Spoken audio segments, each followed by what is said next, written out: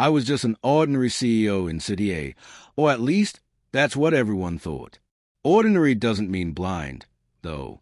One day, I was reviewing the nursery surveillance, and what I saw made my world tilt on its axis. Maria, the nanny, was switching her own baby with my wife's. My brain went blank, question marks flashing across my mind. The world must have gone mad, but I didn't care. One thing was certain, I had to act. In front of the monitor, I leaned closer, my finger pointing at the progress bar.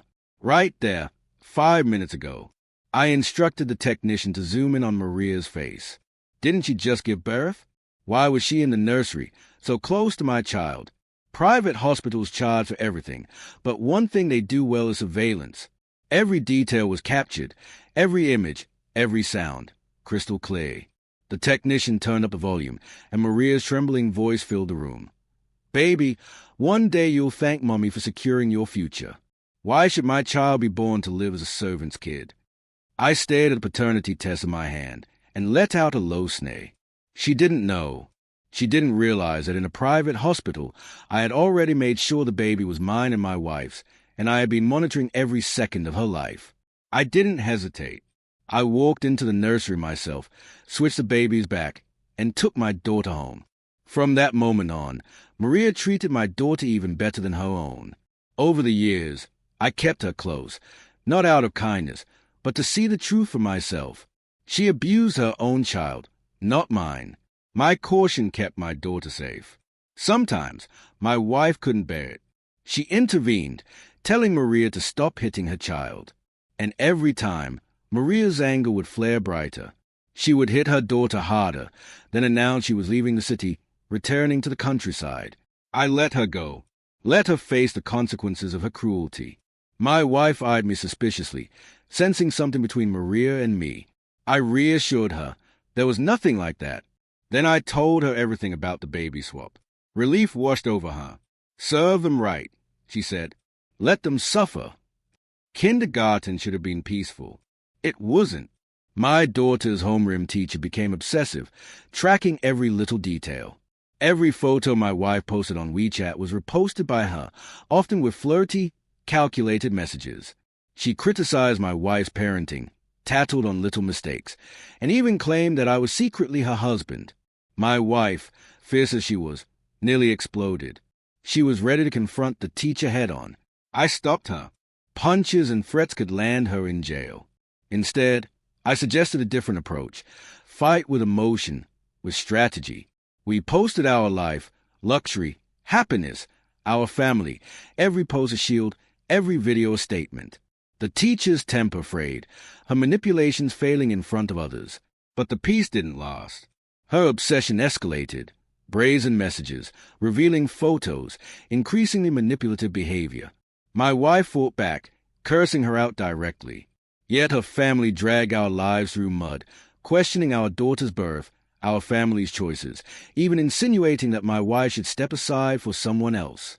I gathered every piece of evidence, every improper message, and sent it to the Education Bureau.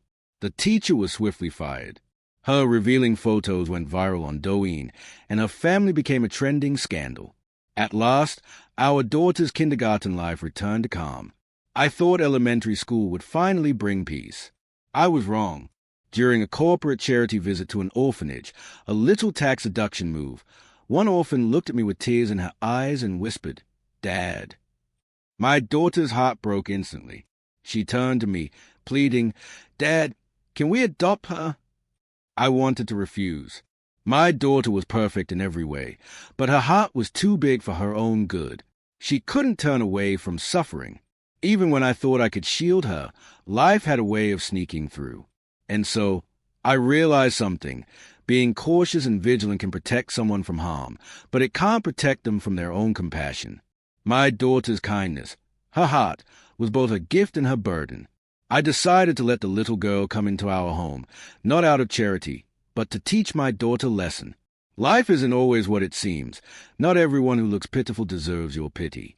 I agreed, quietly curious to see how my daughter would handle it. Her taste in people, it turned out, was unfortunate. She had chosen someone manipulative to the core. At first, My wife didn't think much of it. She treated both girls equally, giving them the same love and attention. But soon enough, the adopted girl began to spin her lies. She would run to my wife, tears streaming, claiming my daughter had bullied her. At night, she would sneak into our bedroom, cling silently to my wife, refusing to answer questions. All she would say was that her sister was cruel, that she had no parents, that she envied my daughter, yet still received only mistreatment. My daughter had no idea about any of these accusations. At first, my wife wondered if maybe our daughter had done something wrong, and she was ready to discipline her, until I stopped her. I took my wife to watch the surveillance footage, and what we saw left no room for doubt. The girl was conniving, deceptive, playing everyone around her. My wife's anger flared immediately, ready to kick the girl out, but I held her back. "Not yet," I said. "If she leaves now, our daughter won't learn the lesson." Calming herself, my wife nodded. Together, we stayed vigilant. The girl's fake sob stories didn't fool us, but they did fool the nanny. Soon, the nanny's treatment of the girl changed. She would whisper cruel things to my daughter. "If you weren't Madam's biological child, I'd think you were picked up from a garbage dump. No elegance at all." She'd continue, "And you can't even tolerate the second miss when she's just a poor orphan." My daughter's patience ran thin. She confronted the girl. "Why are you lying to everyone? I never bullied you." The girl's eyes reddened, and she stammered, "Sister, I never said that. Maybe you misunderstood." But everyone around them had already been swayed by the lies. The situation escalated. Rumors spread. Attitudes toward my daughter worsened, until finally the matter landed squarely before us. I smiled quietly. Did she not realize our home had surveillance cameras everywhere? I showed the footage, then looked at my daughter and asked, gently, "So what do you think now?" My daughter, once the one who had begged for the girl to come home, now sat silent, her eyes filled with dawning understanding. "Dad, I was wrong. I'll never do this again." I acted swiftly. The nanny was fired, removed from our company's social insurance, and replaced with a professional from a licensed domestic service company. As for the orphan, there was no formal adoption, only a small sum for the tuition she had paid in life lessons. Once my daughter understood, the girl was sent overseas, never to meet her again. Junior high brought new challenges. My daughter's grades were exceptional, first in the entire city, so there was no reason for her to attend a private elite school. Those schools catered mostly to those who struggled academically.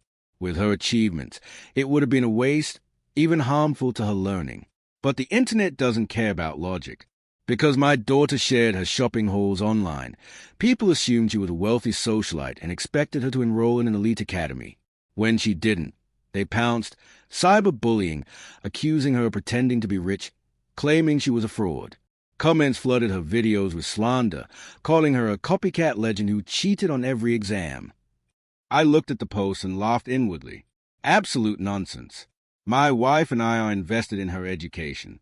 We study with her, side by side, using the Feynman method. We feign ignorance, forcing her to teach us, and by now, she could rival a junior high teacher. There was no cheating. To claim otherwise would be to say my wife and I took the exams for her. My wife was furious too. The defamation was relentless. I asked my daughter, "Do you know who's behind this?" She explained calmly, logically, as though recounting a lesson. A girl in her class, dirt poor, constantly hungry, had resented my daughter's academic success. She'd manipulated classmates, isolated my daughter, and blamed her for her own misfortune. I realized how much my daughter had grown. She had learned to stand her ground, to reason, to see through deceit. She reminded me of the first girl we brought home, the lessons of empathy, caution, and discernment repeating themselves in a new form. Throughout her childhood, people always tried to take advantage of or bully her. Even walks outside could turn dangerous, with other children deliberately trying to harm her. Eventually, I moved us into a standalone villa. Finally, a space where she could walk freely, without fear, and grow into the remarkable young woman she was destined to be. My daughter had never really experienced the sting of strangers' malice online, until that moment. This time, she felt it in full force. She asked me quietly, almost sadly, Do you think I should respond to them? Up to you, I said. That night, she stayed up long after everyone else had gone to sleep, scrolling through the hateful comments, reading each one carefully, taking notes on anything that might help her grow. It was as if she had matured overnight. From that day forward, she never posted her luxury items online again. Instead, she came to me with a proposal. She wanted to start her own small business, and she needed funding. The summer became her workshop. By day, she traded grain. At noon, she delivered takeout on a shared bike, and in the evenings, she previewed high school lessons, teaching both me and my wife. She was growing, not just in height. She reached 7 meters, but in mind and discipline as well. By the end of the summer, she had finished all 3 years of high school coursework. Her tutors were top-notch, her one-on-one online lessons relentless. High school brought a new stage. Her school was the best in the city, and she had entered with the highest score possible. Yet, old rumors lingered. Many assumed her reputation was hollow, waiting for the moment she would be caught cheating. She didn't just meet expectations. She shattered them. In the first mock exam, she ranked first in the entire school, scoring nearly 20 points higher than the second-place student, breaking the school's entrance exam record. And still, the whispers persisted. She must have bought the answers. She's rich enough to do anything. My daughter didn't get angry. She came home quietly, spent the entire night solving problems, and when she needed a break, she would hop on a shared bike to deliver food. No one knew who she was, and each completed order gave her a quiet sense of accomplishment. I thought it was perfect. It kept her active, earned her some pocket money, and made her happy. My wife, however, couldn't help but worry. She wanted to call the homeroom teacher to intervene. I stopped her. Results speak louder than explanations. And sure enough, by the second exam, my daughter once again ranked first, extending her lead by another 20 points. This time, no one dared accuse her of cheating. After all, she had scored 140 in Chinese alone. No one could fake that. In this environment, my daughter thrived. She began to discern friend from foe. Those who had bullied her before, she avoided them entirely. Those who had been neutral or kind, she welcomed them warmly. Unite all forces that can be united, she often said, a wisdom far beyond her years. Honestly, my wife and I were in awe. We could never have done what she did, facing pressure and cruelty and still greeting the world with a smile. Yet, when someone crossed the line, she didn't hesitate. One of the things I admired most was how mature and wise she had become, more so than both of us combined. She put an extraordinary amount of effort into every exam, every challenge. Life in a top high school was relatively calm, but every now and then, small alarms would go off. One day, she came home talking about her food deliveries. She had discovered a shop selling incredible breakfast items and wanted to bring them to school for everyone. I stopped her immediately. Food safety is a line you don't cross. One mistake, and the blame would fall entirely on her. She agreed instantly, dropping the idea. Soon, another girl in her class tried the same thing, and chaos followed. Complaints about cold food, stomachaches, spoiled buns. Everyone eventually returned to the cafeteria. My daughter was quietly grateful she had listened. And yet, the world kept throwing little tests her way. Classmates would hand her gifts or follow her home expecting a luxurious meal. I intervened every time, reminding her, if someone gives you something strange at school, give it to the dog. She learned quickly. It was a subtle lesson, but a powerful one. Not everything is as it seems, and not everyone's kindness is genuine. By her final year of high school, opportunities arose that could change everything. A special admission program at Peking University promised to lower her required score, and there was also a national mathematics competition. She entered and won first prize at the national level. I didn't fully understand the implications, but I was told that this victory could earn her direct admission into Peking University's mathematics department without even taking the college entrance exam. Still, she insisted on taking the exam anyway. At the same time, she had someone help her apply to Ivy League schools abroad, a backup plan, just in case. Even then, she wasn't chasing shortcuts or easy paths. She was preparing for life with quiet determination, a fierce intelligence, and a wisdom far beyond her years. Over the years, my wife and I had learned to expect the unexpected. Real life often felt stranger than fiction, and little incidents, things you'd usually read about in short stories online, kept popping up around our daughter. We realized that many of these wild, unbelievable storylines weren't fiction at all. They had actually happened to her. So, we did everything we could to give her multiple paths into Peking University, just in case something went wrong with the college entrance exam. At first, my daughter didn't believe us. She thought we were overreacting, being paranoid, but exam day proved otherwise. She breezed through the test, confident and focused, yet when the scores were released, she froze. Her results had been switched, replaced with someone else's, showing a mere 200 points. Her usual score hovered around 710. She had clearly performed extraordinarily that day, likely adding 30 points to an already record-breaking total. And instead, she was left with what looked like a disaster. Devastated? Yes, but thankfully, she still held the National Math Competition first prize in her hands. The public, however, didn't care about context. Her college entrance exam score became the source of ridicule. People dredged up her past, claiming she had cheated her way into her elite high school. Photos of her delivering food, footage of her studying in school, screenshot of every test she had ever taken. All of it was thrown online. The comment sections filled with pure venom. Wow, this copycat queen never stops, copying today, copying tomorrow, copying every damn day. She's always had her phone with her during exams, but not for the college entrance exam. That's why she tanked. God, how shameless can someone be, cheating high scores without fear of exposure? Some even went as far as photoshopping unflattering pictures, claiming she had plastic surgery paid for by her family's wealth, and speculating that her absences from school were cosmetic procedures. I was furious. But my daughter? Calm. She didn't respond with anger. She let the storm rage. Her Douyin account, originally just a fun place to post her food delivery runs, suddenly erupted with attention. The 200-point score went viral, racking up over 5 million likes and reaching an estimated 100 million viewers. She gained 500,000 followers almost overnight, but also faced more than 1 million malicious comments. Even I hadn't expected the sheer scale of it. I suggested, half joking, why don't we go to the Peking University admissions office and have them explain things to you? It's useless, she said calmly. Even if they stop talking about the low score, they'll just claim the math competition is shady. No matter what I achieve, they'll say it because of my family's money, not my own effort. They'll believe everything falls into my lap. Soon, representatives from the Peking University admissions office came to our home. They expected to deal with a flustered student, but instead, they were met with my daughter's composed, unwavering calm.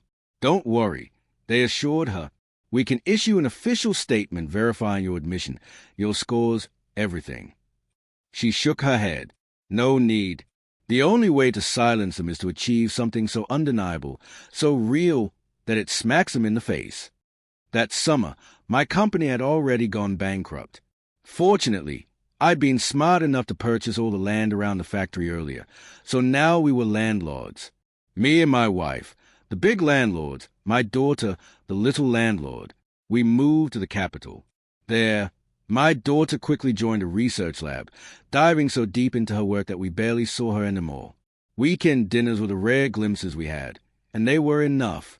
My wife and I had poured our lives into raising her, and seeing her thrive made every struggle worthwhile. Her top college entrance exam score reached Maria's ears.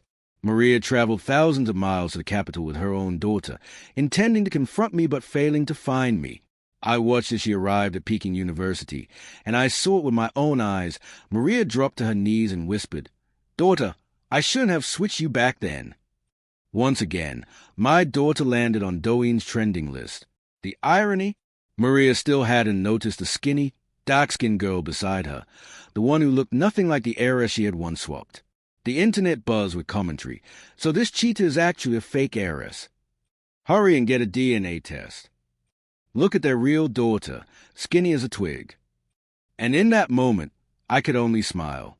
Life had a strange, poetic way of coming full circle, and my daughter had emerged stronger, wiser, and untouchable. Not an ounce of care. That's what people had for her. This family, they whispered, was unbelievable. Was this going to be another one of those tragic stories, the ones where wealth is lost and family is ripped apart? I didn't leave it to chance. I dug out the old paternity test results, the ones that proved beyond doubt that my daughter was indeed mine and my wife's.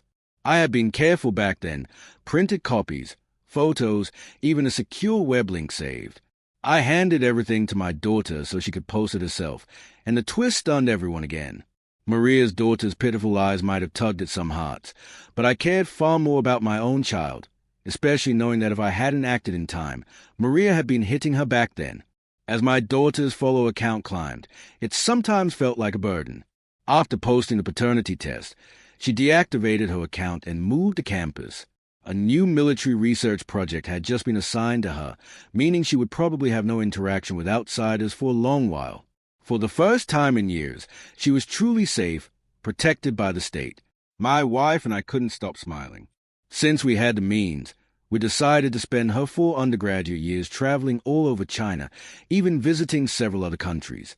When we finally saw her again after graduation, she had transformed into the graceful young scientist we had always imagined. She was taller now, about 1.75 meters, and carried herself with the precision and sharpness of a dagger. Her white lab coat suited her perfectly, a symbol of intellect and purpose. The glasses on her face were purely decorative. I was certain of it. My wife enveloped her in a tight embrace, tears glimmering in her eyes. "Daughter," she said, "I sent you so many postcards along the way. Did you get them?" "I got them, Mom," my daughter replied, calm and assured. "Don't worry. I'm doing great at school, and I'm learning so much. But I've got a few more years ahead. The Institute recommends I go all the way to a postdoc, so that's 4 more years. Since I didn't enroll in the combined bachelor-master-doctorate track, it'll take a bit before I can truly repay you." I waved her off. "No, my good girl. You've already gotten into Peking University, and you're thinking about repaying us? There's no need. You belong to the country now. You know the factory rent is high. We get over 200,000 yuan a month, and we can't even spend it all. Your mom and I are retired. You won't inherit our business, and we don't expect you to. Just be a happy landlord, focus on your research, and make your mark on the world." She smiled, softly, a warmth in her eyes I had never tired of seeing. "Thank you, Mom and Dad. Without you, I wouldn't be this happy." Right after graduating, she was accepted again by Peking University, this time into a combined master's and doctoral program.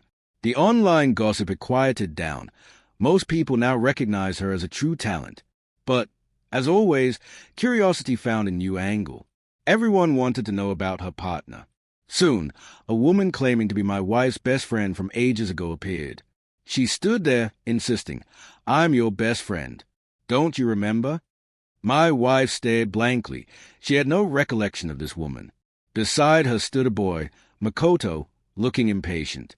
"Since we had a childhood engagement, let her marry into my Ito family. Makoto, will take responsibility for her." My wife and I exchanged a look. "Are you insane? Who said you were her best friend?" We guessed immediately this was another side effect of our daughter's unusual magnetism. Now that she was of marrying age, people seemed drawn to her as if by gravity. In a letter, she described it herself. On the streets, elderly people would accidentally fall in front of her. When she helped them up, their grandson or youngest son would appear, and inevitably they were CEOs of major companies.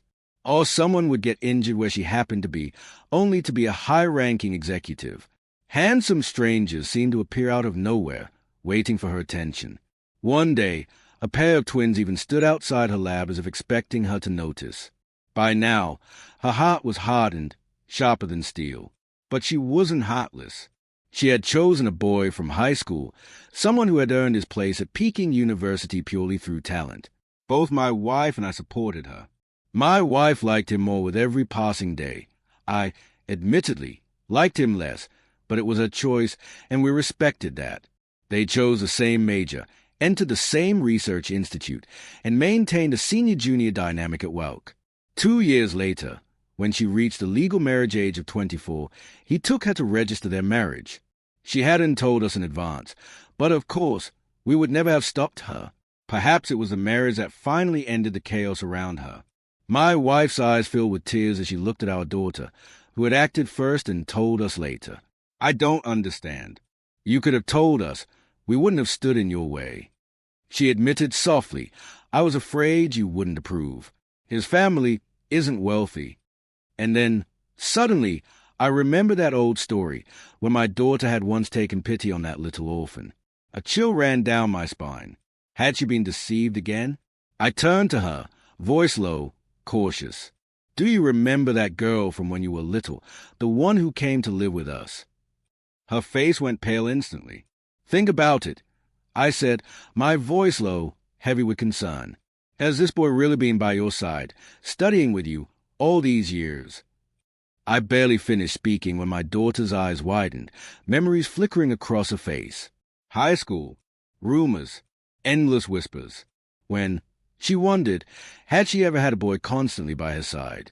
And now, in the lab, every project she had poured herself into, every late night, every calculation, had been entirely her own. Yet, when the papers were published, 2 names appeared. His name came first alphabetically. He was listed as a first author. A chill ran through her. Dad, what if I'd been tricked? She whispered. But it was too late. She had already registered the marriage. I put a hand on her shoulder. It's okay. We'll go to the state. Back then, that score of 751 on your college entrance exam, officially, it was called a statistical error. But in truth, we went to the state for help. That's how you were placed into a top-secret national research lab. The world wanted to dissect you, to pry you apart, but the state refused. They shielded you, arranging your work and your studies so no one could hurt you. When authorities investigated, they discovered the truth. That boy, the one who had appeared so naturally in her life, had come from nowhere.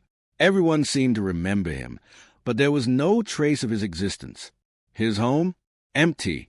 It was as if he had never existed at all. My daughter broke down, tears streaming down her face. And in that moment, I realized something profound. She still needed a partner who genuinely loved her, someone real, someone who would walk beside her for the right reasons.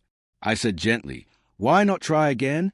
Maybe there's someone around you you've never noticed, someone quietly admiring you all along. She didn't answer. I could see the hurt deep in her eyes. Someone who appears from thin air, someone conjured from nothing, is no real companionship. Her voice trembled as she said, Dad, am I so lonely that someone like that had to appear? Sometimes. I wonder if I'm dreaming. Why would the heavens treat me this way? I looked at her, my heart heavy. I don't know, I admitted. But your mom and I, we will always be with you. We'll support you forever.